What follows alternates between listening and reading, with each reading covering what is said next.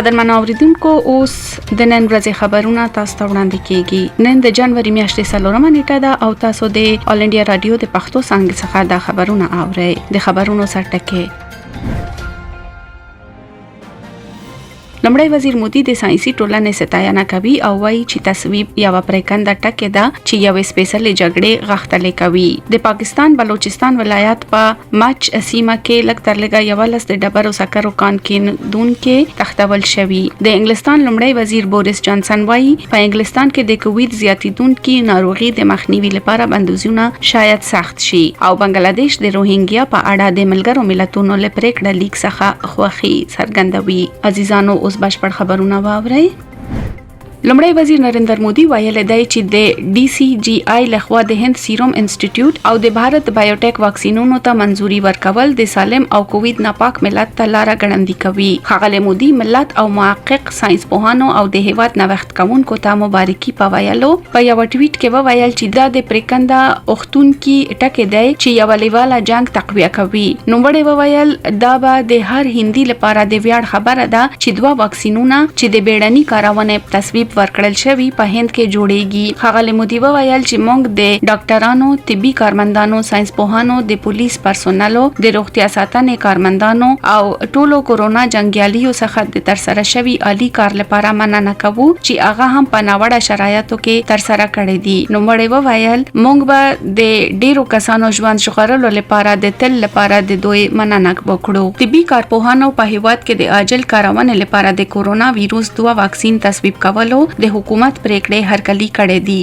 د آل انډیا انسټیټیوټ اف میډیکل ساينسز یعنی ایمز رئیس ډاکټر رندیپ سنگ ګولیریا د هندي لابراتوارونو لخوا د داخلي واکسینونو په جوړولو کې د ترسره شوی کار ستاینه وکړه. نو وړي وویل سیرنا په هیواد کې ترسره شوی او دا واقعا د هند واکسین دی. ډاکټر ګولیریا وویل دا واکسینونه د لګ بیا او لګول یې آسان ده ځکه چې دا د تودوخه درجه د 2 څخه تر 8 درجو سانتیګراد پورې ساتل کېدای شي. د دهلی د سرګنګرام روغتون ډګر جنرال وید چتورویدی ویل دی چې د حکومت لخوا منظور شوی د کورونا واکسین په بشپړ ډول خوندي دي. د بنتانتا میډیسټي ډاکټر نریش تریهان وویل چې واکسین به د هغه 2 ډوزونو وروسته په بشپړ ډول اغیزمن شي. د روغتیا نړیوال سازمان د هند د هغه پریکړې هرکلی وکړ چې د کووید 19 2 واکسینونو کارولو ته اجازه ورکوي. د دې سازمان سیمایي رئیس ډاکټر پونم کھیترپال سنگ وویل نړیوال روغتیايي سازمان د سویل ختیځ آسیا پسیمه کې د کووید 19 واکسین ته ورکړل شوی د بیړني کارونې لومړی واک څخه هرکلی کوي. په هیواد کې د کووید 19 د رغېدو کچه 9.19 سلنې ته رسیدلې ځکه چې د 13 ساعتونو په جریان کې د 19,000 څخه زیات کسان د کورونا ناروغۍ څخه روغ شوي. د روغتیا وزارت وویل د روغ شوي کسانو ټوله شمیره یې تر 9,940,000 زیات کسانو ته لوړه شوې ده. اوس مهال د ناروغانو اصلي شمیره د ټولو مثبتو قضیو یوازې 2.3 سلنه جوړوي. دا مهال په هیواد کې د فعالو قضیې ټول شاوخوا 243 دي. په 13 ساعتونو کې 14,595 قضیې په هیواد کې راپور شوي او د مثبتو قضیو شمیر 10,300,000 ته رسیدلې دی. د 13 ساعتونو په دوران کې د 214 مړینو راپورونه هم ورکړل شوي چې دغه سره د تلفاتو شمیره 190 کسانو ته رسیدلې. دا مهال د هند د مړینې کچه 1.45 سلنه ده چې دا په نړیواله کچه یو لټیټه کچه ده. د هند د طبي څېړنې شورا وايي په 13 ساعتونو کې له 215,000 زیات ازموینې اخیستل شوې دي. تر دې دمه د ازمول شوي نمونو مجموعه 1,15,000,000 ته رسیدلې ده. هند او چین د قول اردو قومندانانو په کچه له اتم پړاو خبرو اترو راهیسې د سلا مشورو د سرتیرو مدیریت او کنټرول پیاوړي کولو لپاره د لومړی لیکې سرتیرو کمولو او بېوسلې کولو باندې تمرکز کړی دی. دا خبره د چین د دفاع وزارت ویان سینیئر ډګروال تان کیفي بیجینګ کې د آنلاین خبري غونډې ته وکړه. نو وړي وویل چې دواړه خواوې په ختیځ لداخ کې د سرتیرو د بېوسلې کېدو په اړه د نظامی قومندانانو په کچه د نهم پړاو خبرو لپاره مذاکرې کوي. هند او چین په ډیپلوماټیک او پوځي کچه د خبرو اترو سو پړاوونه تر سره کړي چې د تیر کال د می میاشتې په پیل کې راپورته شوی لانجه حل کړي. ښاغلي کیفی د هلې څرګندونه وکړه چې هند او چین دواړه به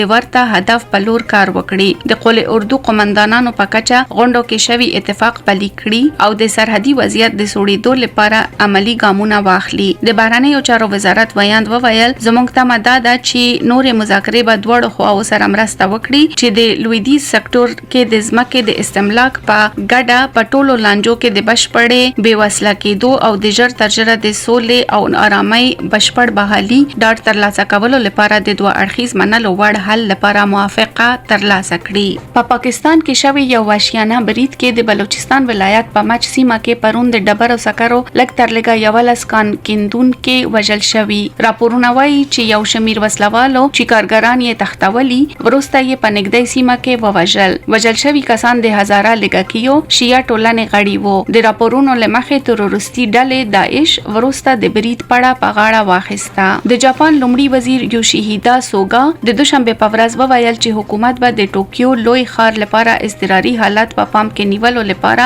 غور وکړي ځکه چې د کورونا وایروس قضیې زیاتې شوي او د هیواد په طبي سیستم فشار زیاتوي. په امکاني ډول بیړني اعلامیه به د بدلون نښه وي ځکه چې سوګا اقتصادي فعالیت محدود ګرځولو لپاره هر ډول سخت ګامونو څخه انکار کړي. جاپان د دسمبر په 11 نیټه 4520 ریکارډ شمیر مریضان پر ګوته کړل او پلازمینا ټوکیو او درې گاونډي ولایتونه یې د ملي حکومت څخه د بیړنۍ اعلامیې غوښتنه کولو ته وهڅول. دا سیمه اوس مهال د هیواد په کچه د نویو قضیو نیمایي برخه تشکیلوي. د انګلستان لومړی وزیر بوریس جانسن خبرداري ورکړې چې په انګلستان کې بندیزونه ښایي چې سخت شي ترڅو د کووید زیاتېدونکي ناروغي مخنیوي کړي شي. نوموړي وویل امکان لري په راتلونکو اونیو کې د هیواد په ځینو برخو کې ټینګ اقداماتو ته اړتیا وي. نوموړي وویل تر پسرلي پورې به وضعیت ښه شي ځکه چې په راتلونکو 3 میاشتو کې ډېر کسان واکسین اخلي. ښاغلي جانسن نن د انګلستان په ډیرو برخو کې د ابتدایي ښوونځیو د بیرته خلاصولو پلان دفاع وکړ. نوموړي وویل چې ښوونځي خوندي دي او د مویندو او پلرونو غوښتنه وکړه چې د انګلستان په هر برخه کې چې کولای شي خپل ماشومان بیرته ټولګیو ته ولېږي. په انګلستان کې په شپږم پرلپسې ورځ د کورونا تر 500 زیات ناروغان ثبت کیږي چې پرون 45,990 نوې ناروغان اعلان شول. بیجینګ د کلینیکي ازموینې درېیمې مرحلې د ډاټا نشټوالي له کبله د واکسین د تاثیر په اړه د اندېښنو په منځ کې ډلهییز واکسین پیل کړی دی. د بیجینګ د ښاروالي روغتیا کمیسیون د یکشنبه په ورځ په یو خبري کانفرنس کې وویل چې د بیجینګ په اوږدو کې تر 80,000 زیات کسان د واکسینو په 200 ځایونو کې د کووید-19 واکسین لومړی ډوز ترلاسه کړل. که څه هم په نړیواله طبي ټولنه کې د چینایي واکسینونو د خوندیتوب او تاثیر په هکله جدي اندېښنې شتون لري. چین د پنځشنبه په ورځ اعلان وکړ چې هغه هیواد د کووید-19 په خپل ځان لومړی پرمختللي واکسین ته د بازار موندنې شرطي واک ورکړي. دا غیر فعال واکسین د بیجینګ بیولوژیکي محصولاتو انسټیټیوټ کمپنی لیمیټډ لخوا د چین ملي بایوټیک ډلې CNBG د سینو فارما سبسایډي لاندې جوړ شوی دی. چین همدارنګه موافق شوی چې خپل واکسین کوواکس ته ورکړي چې دا مخ په انکشاف هیوادونو ته د کورونا وایروس واکسین برابرولو لپاره د روغتیا نړیوال سازمان ملاتړ شوی هڅه ده. د هند د نړیوالو فلمونو یو 50م فیسټیوال IFFI به د ټامس وینټربرګ فلم انادر راوند یعنی بل پړاو د خودلو سره د جنوري میاشتې په 14 نیټه پرانستل شي. دا فیسټیوال د جنوري میاشتې له 14 څخه تر 24 نیټې پورې په ګوا کې تنظیم شوی دی. دا پړاو د لومړي ځل لپاره په دوه بڼه تنظیم شوی او په آنلاین او شخصي توګه به وي. دا فیسټیوال به د مشهور فلمونو سره ډک وي او د ګرد نړۍ څخه به په بشپړه توګه 240 فلمونه پکې شامل وي. بنگلاديش د پنځشنبه په ورځ د ملګرو ملتونو په 15 عمومي ناسته کې د روهنګیا په اړه د ملګرو ملتونو له پریکړې څخه خوښي څرګنده کړه. د بنگلاديش د بهرنیو چارو وزیر ډاکټر AK عبدالمومن د یکشنبه په ورځ وویل چې ډاکا ورته د ډیپلوماټیک بریا په توګه ګوري. دغه پریکړه لیک د 132 هیوادونو د رایو په ورکولو سره تصویب شو او د روسیې او چین په ګډون 9 هیوادونو د دې مخالفت وکړ. د هند او جاپان په ګډون 26 هیوادونو په پریکړه لیک کې لرای ورکولو ډاډه وکړه. د BSS رسمي خبري اژانس راپور ورکوي چې ډاکټر مومن وویل چې ډاکا د هغو هیوادونو په وړاندې هیڅ ناراحتي نه لري چې د ملګرو ملتونو په پریکړه لیک کې برخه نه اخلي ځکه چې دا د دوی استراتیژیک پریکړه و. نوموړي وویل هغه ایوادونه چې په پریکړه کې به طرفه پاتې شول دا یې د میانمار لپاره د خپل ګټې کارولو لپاره کړي ترڅو مسلې ته د حل لاره ومومي. د خبرونو پای.